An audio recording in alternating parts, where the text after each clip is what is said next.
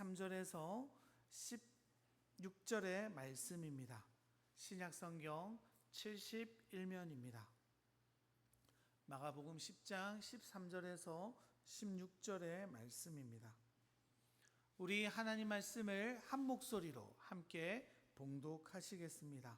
사람들이 예수께서 만져주심을 바라고 어린아이를 데리고 오매 제자들이 꾸짖거늘 예수께서 보시고 노하시어 이르시되 어린아이들이 내게 오는 것을 용납하고 금하지 말라. 하나님의 나라가 이런 자의 것이니라.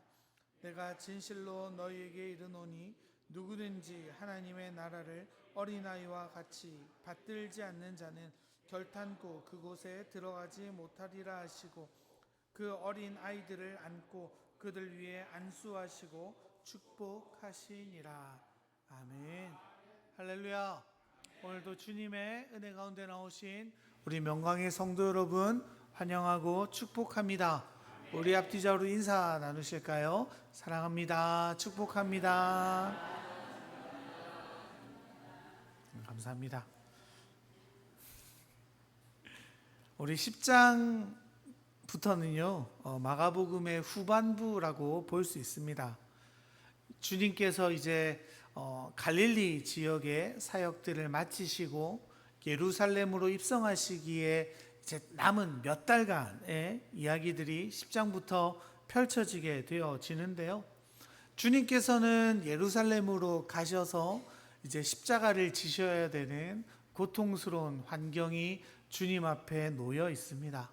하지만 그 과정이 꼭 필요한 과정이죠.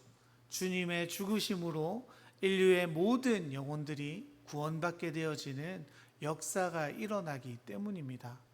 주님이 죽으셔야지 이후의 영광을 바라볼 수 있게 되어지죠.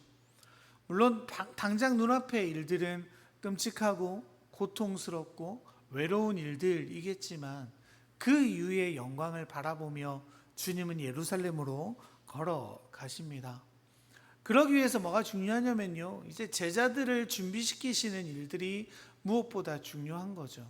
주님이 십자가에 못 박히실 때, 또 사람들에게 끌려감을 당하실 때 제자들이 생각했던 것과 전혀 다른 행보를 보이실 예수님을 바라볼 때 제자들을 준비시키셔야 했습니다.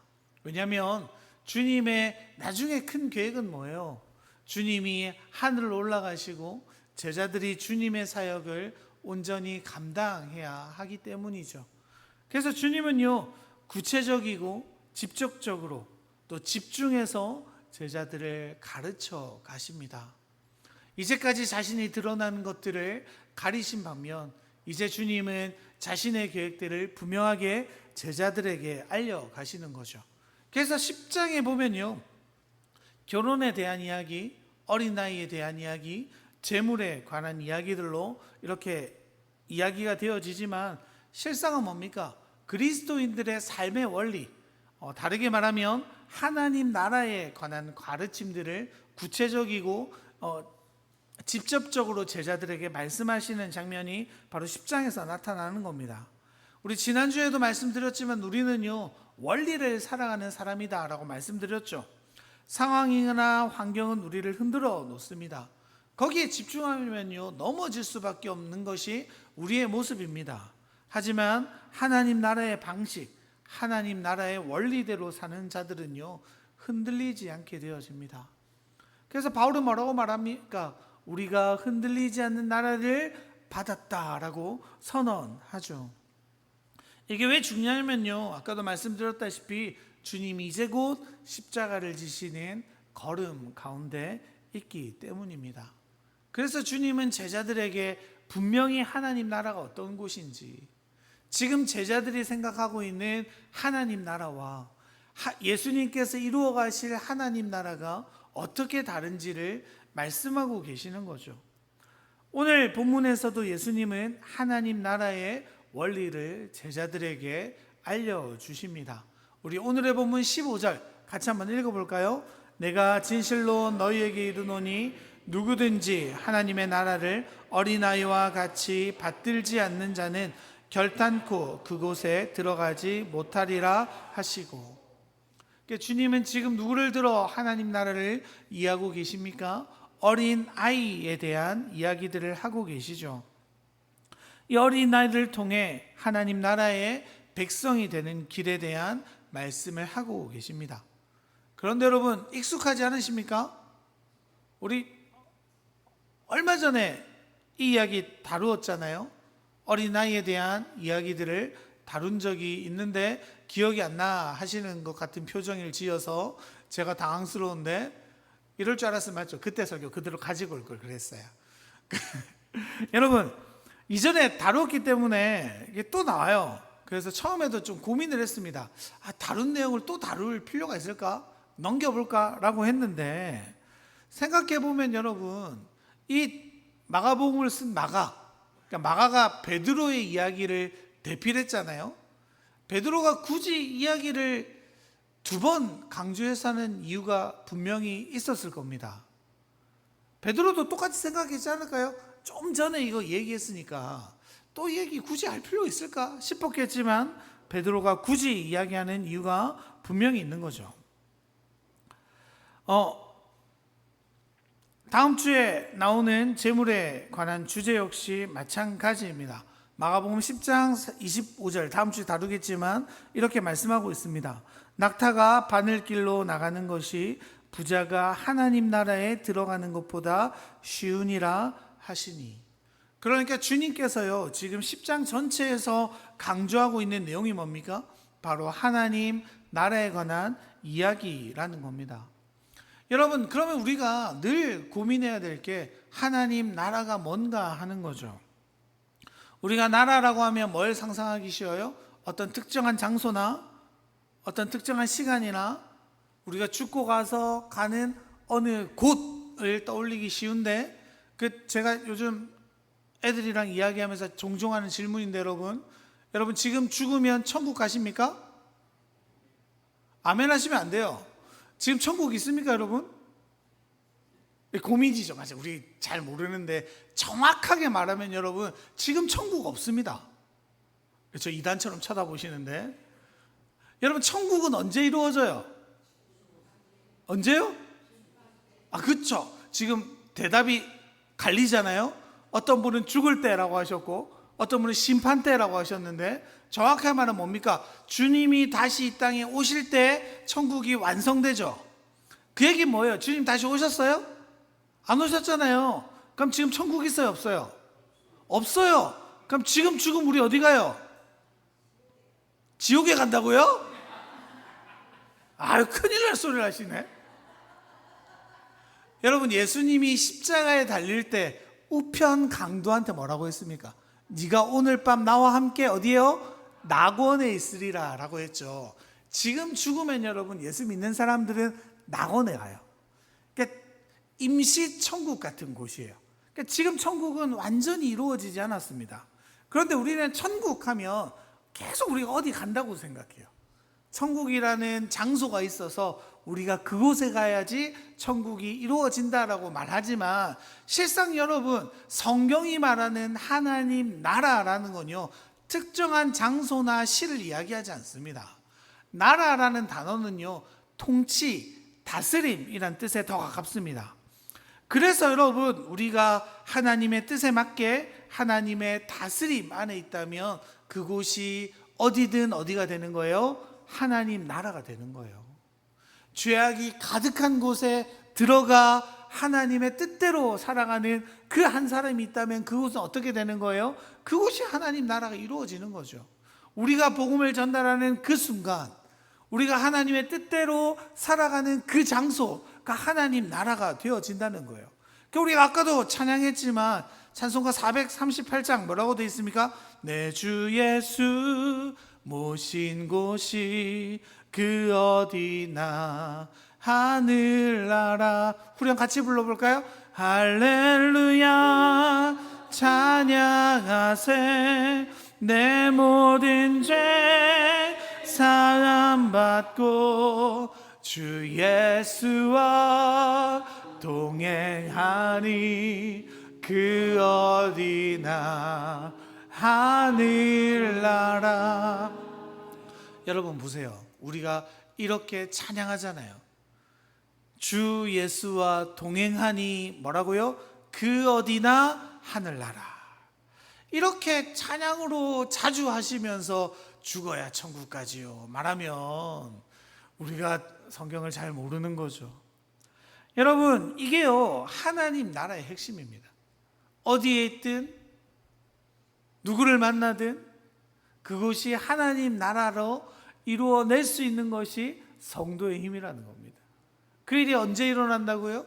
하나님의 통치와 다스림이 이루어지는 곳. 그러니까 우리는요 이 땅 가운데 하나님 나라를, 천국을 살아낼 수 있는 자들이죠. 또 다르게 말하면 뭐예요? 여러분, 이 땅에서요 하나님 만나는 게 막 기쁨이 되지 않고 즐거움이 되지 않고 우리의 소망이 되지 않으면 죽고 나서도 어때요? 천국을 기뻐할 수 있을까요? 없을 거예요. 여러분, 이 땅 가운데 살아가시면서 하나님 나라를 누리고 사십니까? 그것이 우리의 참 소망이고 기쁨이고 우리가 걸어가야 할 길인 줄로 믿습니다. 그런데 여러분, 다르게 말하면 어떻게 됩니까? 주님과 동행하지 않아요. 주님의 뜻을, 주님의 다스림을 의지하지 않는다면 그곳은 언제나 세상이 되어진다는 겁니다. 저도 마찬가지죠. 목회자, 명광교회 담임 목사, 막 이런 직분이 있지만 제가 세상의 뜻대로 살아간다면 제 안에 하나님 나라는 있나요? 없나요?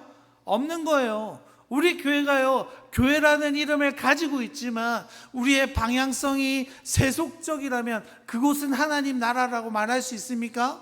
없는 겁니다. 여러분, 분명히 말씀드려요. 교회가 하나님 뜻대로 살아가지 않는다면 그곳은 교회가 아닙니다. 그곳은 하나님 나라가 아닙니다.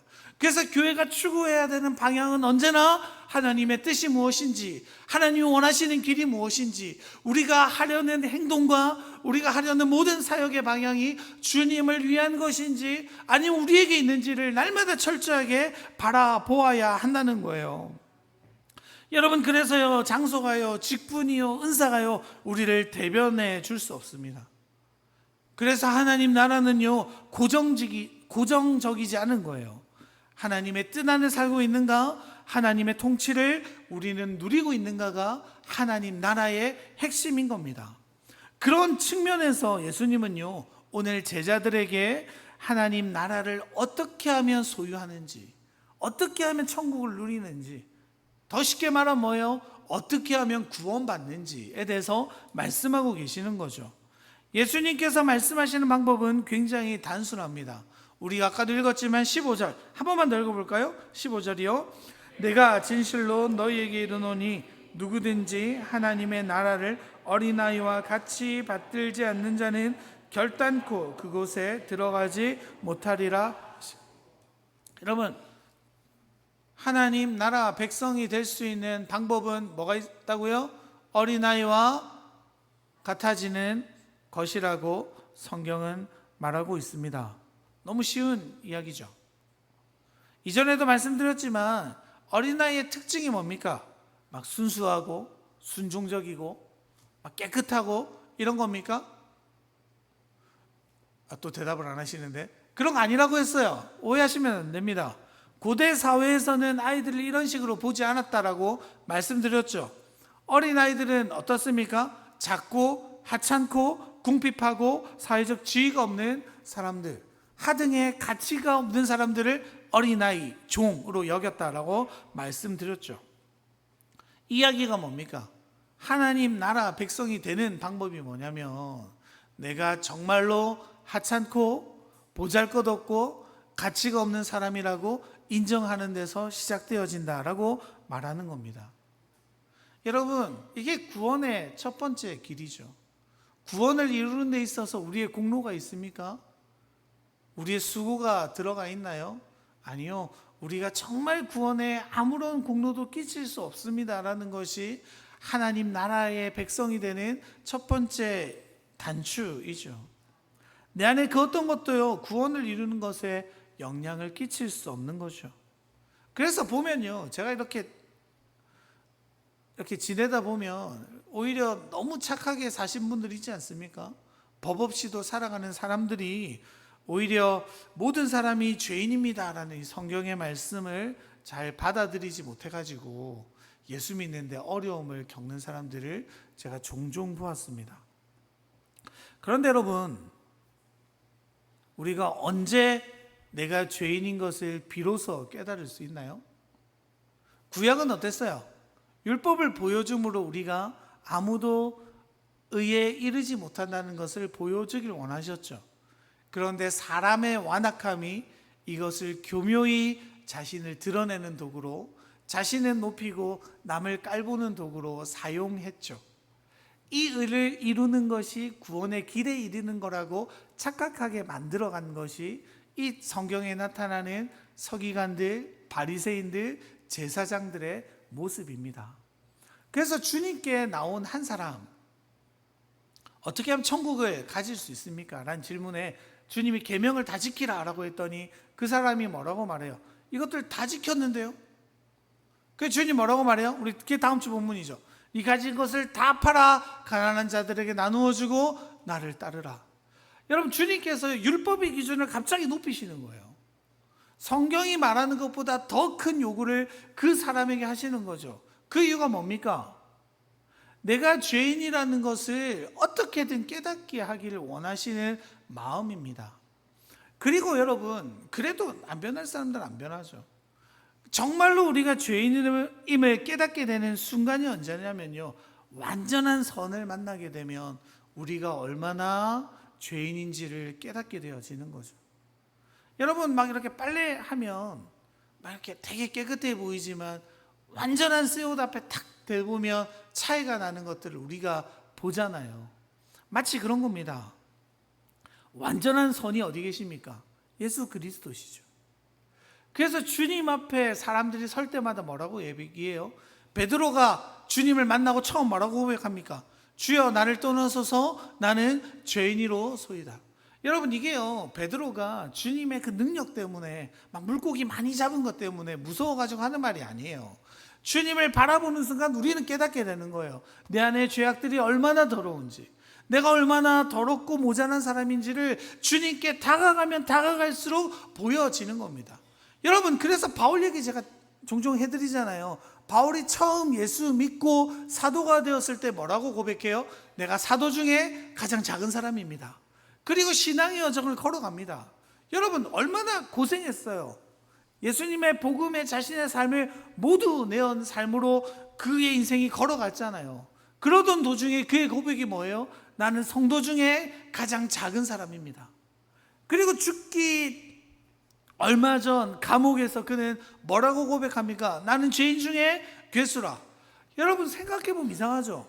예수 믿기 이전에 이제 갓 예수를 믿었을 때 그가 얼마나 최선을 다해 복음을 위해 살아왔는지 우리가 너무나도 잘 알죠. 그런데 그가 죽기 전에 고백은요, 다 이루었다가 아니었어요. 주님께 난 가까워졌습니다가 아니었어요. 나는 죄인 중에 괴수입니다라는 고백이죠. 왜 그런 거예요, 여러분? 빛 가까운 데로 가까이 나가면 가까이 나갈수록 어떻게 됩니까? 내 뒤에 그림자는 어떻게 돼요? 점점 커져가죠. 바울이요, 거룩하신 하나님께 가까이 가면 가까이 갈수록, 그가 그 주님을 알아가면 알아갈수록, 하나님을 경험하면 경험할수록 자신 안에 있는 그 조그마한 죄들이 너무너무 커 보이는 거죠. 그러면서 고백하는 그 고백이 뭐라고요? 나는 죄인 중에 괴수입니다.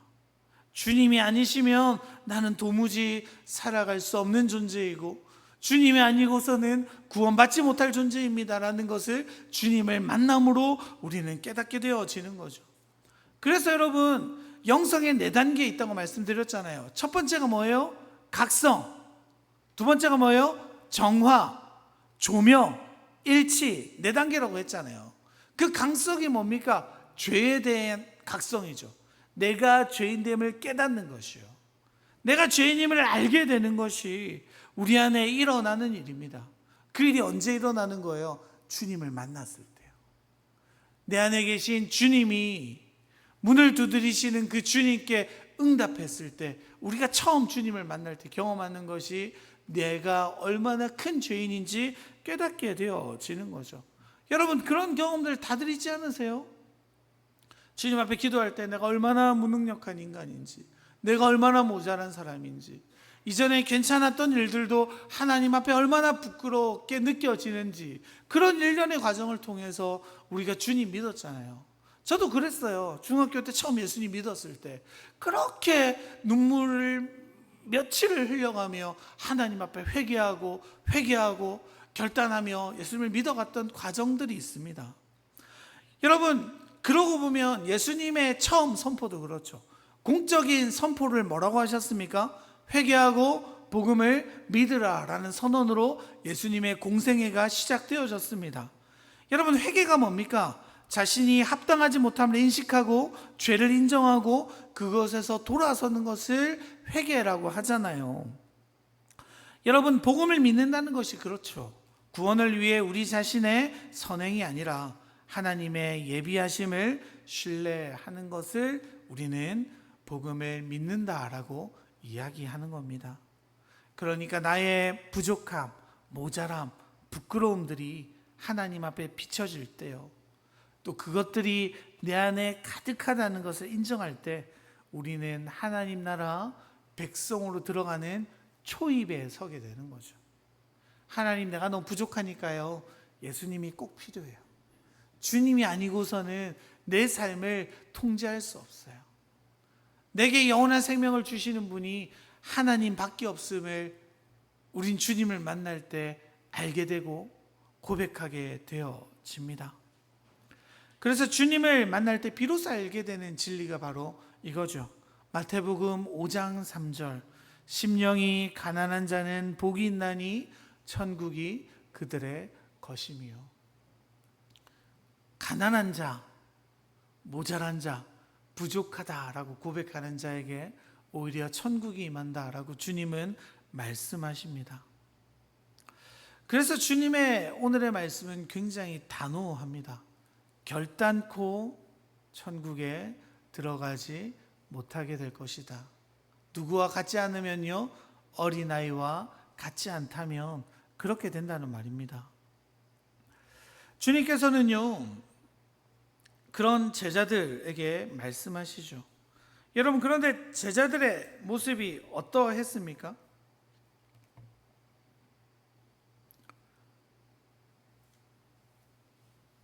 주님이 처음에 어린아이를 보여주시며 이런 어린아이들과 같지 않을 때 너희들이 결코 하나님 나라를 소유할 수 없어 라고 했던 배경이 뭐예요?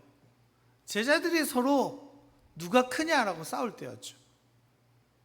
내가 커, 내가 더 우편에 있을 거야, 주님의 나라가 이루어지면 내가 한 자리 얻을 거야, 그 싸우는 모습을 보시며 주님은 먼저 말씀하셨던 일들이 있지 않으십니까?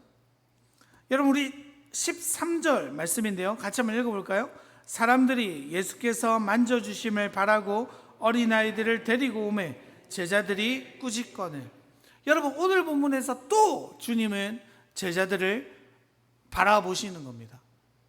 어린아이들이 주님 앞에 나올 때 제자들이 어린아이들을 막 꾸짖죠. 야, 주님 바쁘신데 가까이 오지 마, 기도해 줄 시간이 없어. 이게 여러분 이 말씀을 하신 배경이죠. 그런데 여러분 14절 앞에 보면 이렇게 되어 있습니다. 예수께서 보시고 노하시어 이르시되. 여러분, 여기에서 노하시다라는 단어는요, 몹시 괴로워하다, 몹시 분개하다라는 단어인데요, 이 단어가 언제 쓰이냐면 나중에 예수님께서 예루살렘에 입성하실 때 많은 사람들이 종려나무 가지를 깔고 겉옷을 깔아가지고 예수님 들어오실 때 호산나 다윗의 자손이여 호산나 막 이렇게 높이지 않습니까? 그때 그 모습을 본 바리새인들, 서기관들, 대제사장들이 몹시 분하였다라고 할 때 요 단어를 씁니다. 또 언제 쓰이냐면요, 아까도 말씀드렸던 야고보와 요한이 하나님 나라가 오면 내가 높은 자리에 올라갈 거야 라고 했을 때 나머지 10명의 제자들이 노하였다라는 단어를 요때 써요. 이 단어는 단순히 화냈다 수준이 아니고요, 막 너무너무 화를 내는 거예요. 막 옷을 찢을 정도로 화가 났다, 막 이런 표현을 쓸 때 이 단어를 씁니다. 놀랍게도 사복음서에 예수님이 노하였다라는 단어를 요 본문에 딱 한 번 나와요. 그럼 얼마나 화가 나신지 아시겠죠? 여러분, 여기 보면 주님의 답답함이, 주님의 노하심이, 주님의 안타까움이 여기에서 분명하게 나타납니다. 왜 그래요, 여러분? 바로 전에 우리 9장에서 하신 말씀, 아까도 말씀드렸지만 9장 37절 같이 한번 읽어볼까요? 누구든지 내 이름으로 이런 어린아이 하나를 영접하면 곧 나를 영접함이요, 누구든지 나를 영접하면 나를 영접함이 아니요 나를 보내신 이를 영접함이니라. 주님이요, 바로 전장 말이죠. 시간으로 지나면 얼마 되지 않았던 그 순간 자기들의 싸움 때문에 주님이 어린아이 하나 세워가지고 분명히 선언하셨어요. 어린아이를 영접하는 것이 나를 영접하는 거야. 그러니까 다르게 말하면 뭐예요? 그 어린아이를 나한테 대하듯이 좀 대라 이 녀석들아 라고 말씀하셨는데, 지금 주님 앞에 그 기도 받으러 오는 아이들을 막 꾸짖고 있는 제자들의 모습을 보니까 얼마나 화가 나는 거예요, 여러분. 그런데 여러분, 이게 우리들의 모습이죠. 말귀를 못 알아들어요. 주님이 아무리 말씀하셔도 내가 듣고 싶은 거, 내가 듣고 싶은 방향들만 우리는 걸어갈 때가 많이 있습니다. 여러분, 제가 이전 교회 사역할 때 한 분이, 한 여자 성도님 저를 찾아오셨어요. 남편을 도저히 용서 못 하겠대요. 그러면서 막 이렇게 저한테 토로하시는 거예요. 남편이 다른 여자를 만나고 자기한테 함부로 말하고 가정을 돌보지 않는데 내가 용서해야 됩니까? 막 그래가지고 제가 가만히 듣고 있다가 그렇게 말했어요. 그 성도님, 억지로 용서하려고 하지 마세요. 대신에 기도하시죠. 하나님이 용서하시게 만들어 가실 겁니다. 그때까지 기다려 보시죠. 이렇게 했는데 그분이 막 감사도 나가시더니 그때부터 막 교회 소문내고 다니는 거예요. 서목사님이 나 용서하지 말랬다고, 이제 남편 나는 대놓고 욕할 거라고. 이래서 저한테 전화가 많이 왔어요. 여러분, 이게 우리들의 모습이죠. 딱 듣고 싶은 부분만 딱 들어요. 적용하고 싶은 것만 적용해요. 내가 잘하는 건 아멘으로 받지만 내가 자신 없는 것들은 귀를 닫아버리는 우리들의 모습일 때가 얼마나 많이 있습니까?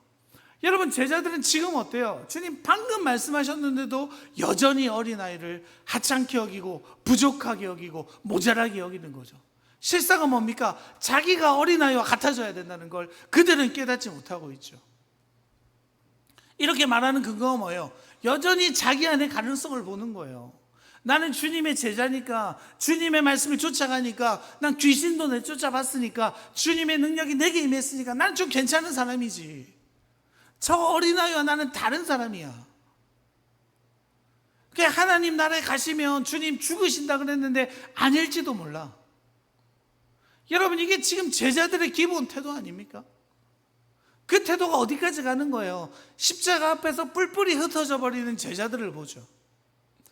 예수님의 제자라는 이야기에 3번이나 부인하며 도망갔던 베드로가 있습니다.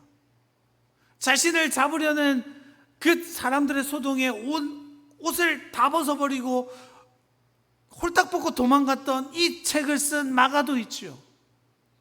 자신의 고향으로 돌아갔던 제자들이 얼마나 많이 있습니까? 그 음침한 집에 숨어 언제 군인들이 들이닥칠까 두려워 아무것도 하지 못하고 있었던 제자들이 사실 전부였죠. 여러분, 왜 그런 거예요? 주님의 말씀을 자신의 생각과 자신의 판단과 자신이 원하는 방향으로 해석하는 데 이르렀기 때문이죠. 여러분, 간절히 바라기는요, 우리가 주님의 말씀을 온전히 받아들이는 우리가 되기를 바랍니다. 그리고 그것이 우리를 불편하게 만들고 힘들게 만들고 때로 내가 원하지 않는 방향으로 인도할 때, 여러분 말씀을 들었어요? 불편해요? 그게 정상입니다. 오늘 만족해 돌아가시면요, 그런 날도 있어야죠. 근데 매주 우리가 성경을 대하는 태도가 뭐예요? 불편한 말은 나를 향해서 하시는 말씀이 아니죠. 내 옆 사람에게 하시는 말씀인데 오늘 왜 그 하필 그 인간이 빠져가지고, 이렇게 생각하는 게 우리의 기본 마인드죠. 여러분, 그러시면 안 돼요. 주님은요, 우리가 말씀을 듣고 변화되기를 원하세요. 주님은 말씀을 듣고 우리가 하나님 나라를 이 땅 가운데 이루어내기를 간절히 원하십니다. 여러분, 주님은 그렇게 제자들이 세상의 빛과 소금이 되기를 원하시죠.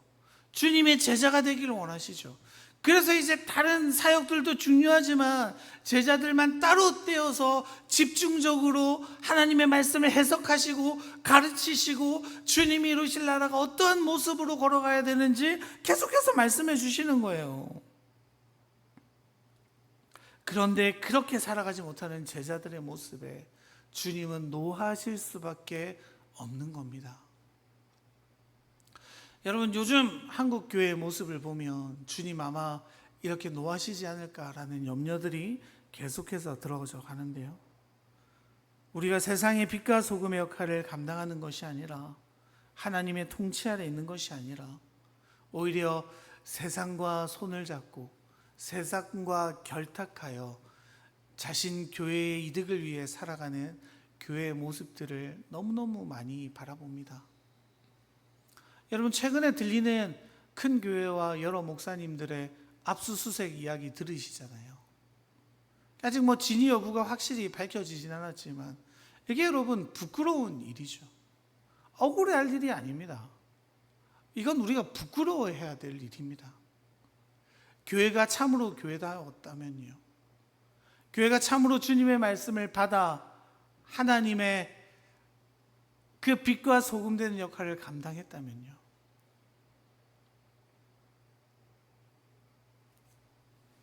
여러분, 그러한 일들이 왜 일어나는 거예요? 교회가 하나님의 뜻을 온전히 살아내지 못하는 거죠. 그래서 교회들이 어때요? 하나님 말씀이 선언되는 그 자리에서 교묘히 하나님의 말씀을 다르게 전하죠. 다르게 해석하죠. 다르게 적용하죠.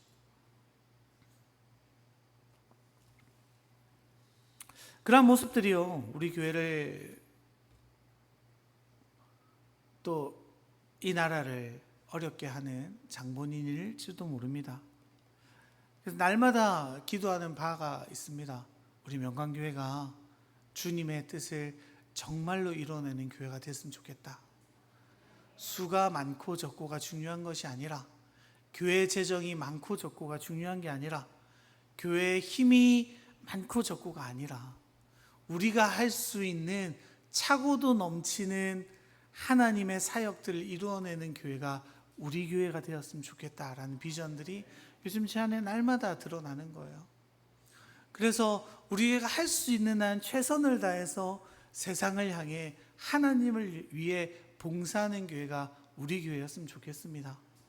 우리가 조금 더 가난해져도 괜찮잖아요. 여러분, 굶어 죽으면 저만 굶어 죽지 여러분 굶어 죽습니까? 굶어 죽게 하지 마세요. 힘드니까. 여러분 보세요. 우리가 세상을 위해 하는 도움들, 또 선교지를 향한 그 도움들이요, 우리 교회를 조금 가난하게 만들 수 있어요. 그런데 우리가 가난해지면 다르게 말하면 뭐예요? 그들이 부유해져요. 이게 주님의 방식이죠. 주님이 십자가를 지시며 돌아가셔서 우리에게 영원한 생명을 주셨잖아요. 지금 하나님 나라에 들어가는 것도 그겁니다. 많은 사람들은요, 내가 힘이 있어야지, 능력이 있어야지, 준비돼야지, 그래야지 하나님 나를 쓰시지. 그래서 우리 교회가 더 숫자도 많아지고 재정도 많아지고 더 커져야지, 그렇게 말하지만 성경은 그렇게 말하지 않죠. 하나님의 통치 아래 있는 것이, 주님의 길을 걸어가는 것이, 작지만 하나님의 영향력을 정말로 행사하는 것이 교회다라고 이야기하는 겁니다. 여러분, 그래서 우리가 주님의 나라에 들어가는 데 있어서 가장 중요한 게 뭐예요? 하나님, 우리는 아무런 공로가 없어요. 모두 주님이 하실 일이고 주님이 하셨고 주님이 또 이루실 것입니다 라는 주님을 의지하는 자세인 거죠. 여러분, 정말로 그렇게 고백한 우리였으면 좋겠습니다. 주님이 아니고서는 해답이 없습니다. 주님이 우리를 회복시키지 않으시면 우리는 회복될 수 없는 존재입니다. 그래서 우린 날마다 말씀으로 나아가는 거죠. 매일매일 말씀을 들어도요, 변할까 말까 하는 게 우리들입니다. 그런데 말씀 없이, 기도 없이 내가 그리스도인이다라고 세상을 살아가는 건 이 제자들과 같은 태도라고 생각되어져요. 그래서 우리는 말씀이 우리를 사로잡아 이끌어가는 것이 무엇보다 중요합니다. 그리고 이 주님께서 말씀하신다면, 주님 우리를 인도하신다면 우린 거기에 의지해 세상이 감당하지 못할 자들로 걸어가게 되어질 겁니다. 그 일에 우리 성도님들이 저를 도와주셨으면 좋겠어요. 저를 도우시면 안 되죠. 사실 누굴 도와야 돼요? 하나님을 돕는 우리가 되어야죠. 이렇게 말하는 건 저도 기도하고 있기 때문입니다. 하나님의 뜻에 맞게 우리 교회를 방향성을 정하고 하나님의 뜻에 맞게 우리가 걸어가기를 원하는 마음들입니다. 그래서 여러분 함께 걸어갔으면 좋겠어요. 우리 교회가 정말로 주님의 뜻을 받아 정말 어린아이와 같은 교회라고 고백하는 우리, 주님이 아니고서는 우리 교회가 걸어갈 수 없습니다. 그렇기 때문에 주님의 말씀대로, 주님의 뜻대로 살아가는 우리 교회 되기를 원합니다. 그렇게 고백하는 우리가 될 때 우리 명강교회는 참으로 천국이 임하는 교회가 되고 성도님들 되시기를 줄로 믿습니다. 하나님의 은혜를 기억하며 우리 시간 함께 찬양하며 기도하며 나가실까요?